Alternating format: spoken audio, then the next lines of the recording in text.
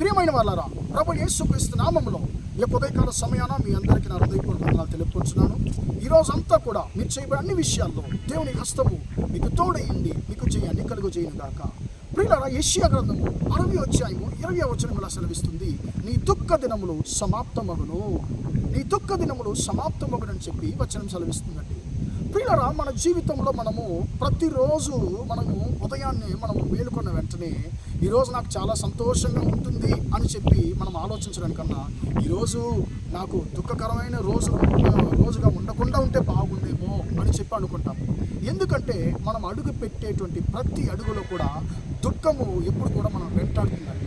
ప్రియులారా, అలాంటి పరిస్థితుల్లో ఒకవేళ మీరు ఉన్నట్లయితే దేవుడైనటువంటి యెహోవా ఈ యొక్క ఉదయకాల సమయాన మీతో నాతో మాట్లాడుతున్నాడు. ఆయన, నా కుమారుడు, నా కుమార్తె, భయపడొద్దు, నిన్ను ఇంతవరకు వెంటాడుతున్నటువంటి నీ దుఃఖ దినములు సమాప్తమగును, నీ దుఃఖ దినములు సమాప్తమగును అని చెప్పి ప్రియులారా వాక్యము సెలవిస్తుందండి.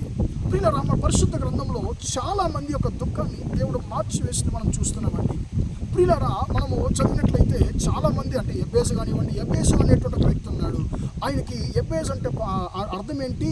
దుఃఖపు కుమారుడు అని అర్థం అండి. తన తల్లి ఆయన్ని కన్నప్పుడు దుఃఖము అని పేరు పెట్టిందండి. ప్రియులారా, ఆ యొక్క దుఃఖం అనేటువంటి ఒక వ్యక్తి అతను ఎదుగుతున్నప్పుడు ఏం చేశాడంటే, అతను అందరూ కూడా దుఃఖము దుఃఖము దుఃఖం అని పిలుచుంటారు కదండి. ఇప్పుడు మనల్ని కూడా చాలామంది దుఃఖపు కుమారులుగానే మనం చూస్తారండి. మనము ఎవరైనా ఎక్కడికన్నా బయటకు వెళ్ళినప్పుడు మనం ఎదురొచ్చామనుకోండి, అయ్యో ఇతని ముఖం చూశానే ఉదయాన్నే, ఇంకంతే నేను వెళ్ళేటువంటి కార్యము నాకు జరిగినట్టే అని చెప్పి మనం చూసి అనుకుంటారు. మనం ఈ యొక్క దుఃఖము యొక్క పిల్లల గుర్తుగానే మనం ఈ యొక్క లోకం చూస్తుందేమో. కొన్నిసార్లు క్రైస్తవుల్ని పిల్లల దుఃఖపు యొక్క కుమారులుగానే, దుఃఖపు పుత్రులుగానే, కుమార్తెలుగానే యొక్క లోకం చూస్తుందండి.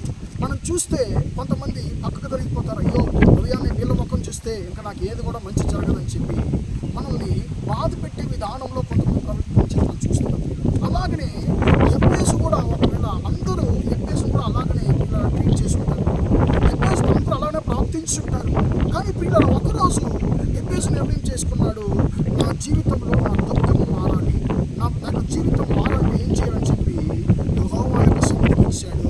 ఆయన దగ్గర మొరపెట్టాడు, అయ్యా నన్ను ఆశీర్వదించయ్యా, నా ఎల్లల విస్తారము చేయయ్యా, అయ్యా నన్ను ఎప్పుడు దుఃఖము వెంటాడుతుంది, నన్ను దుఃఖానికి తొలగించయ్యా అని చెప్పి అతను ప్రార్థిస్తున్నాడు.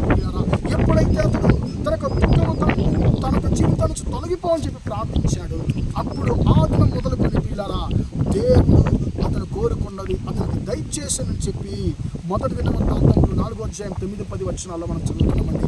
చివరిగా యేసు యొక్క జీవితం ఎలాగా మారిందో తెలుసా? తన సహోదరుల కన్నా అతడు ఘనమైనటువంటి ఒక వ్యక్తిగా, గనుడుగా, ఆశీర్వదించబడిన వ్యక్తిగా దేవుడు అతను మార్చాడు. ఎబ్బేసు యొక్క దుఃఖాన్ని మార్చివేశాడు. ఈరోజు నీ జీవితంలో నీ దుఃఖం వెంటాడుతూ బాధపడుతున్నావా? నేను ఎక్కడికి వెళ్ళినా కూడా నా జీవితంలో నన్ను దుఃఖం విడిచిపెట్టడం లేదు బ్రదర్. నా జీవితంలో ఏది చేసినా కూడా నాకు దుఃఖమే నాకు మిగులుతుంది, నాకు దుఃఖకరంగానే అన్నీ జరుగుతున్నాయని చెప్పి బాధపడుతున్నాను. ఈ యొక్క సమయాన యెహోవా నిన్ను చూసి అంటున్నాడు, దేవుడు నిన్ను చూసి అంటున్నాడు, యేసయ్య నిన్ను చూసి అంటున్నాడు, నా కుమారుడు భయపడద్దు, నీ దుఃఖ దినములు సమాప్తమగునని చెప్పి ఆయన నీతో మాట్లాడుతున్నాడు.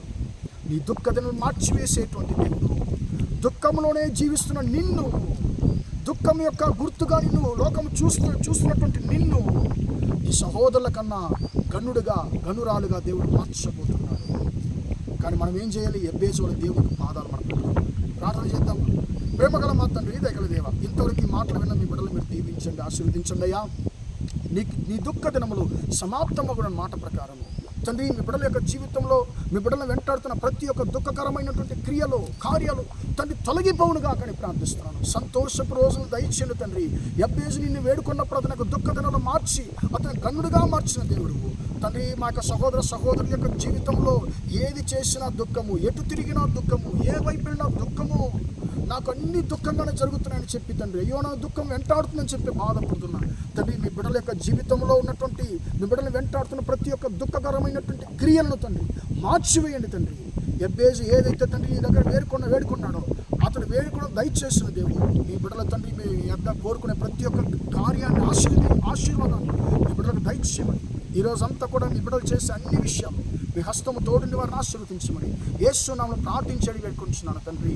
ఆమేన్, ఆమేన్. ప్రియులారా, దేవుడు మిమ్మల్ని దీవించి ఆశీర్వదించును గాక. Praise the lord.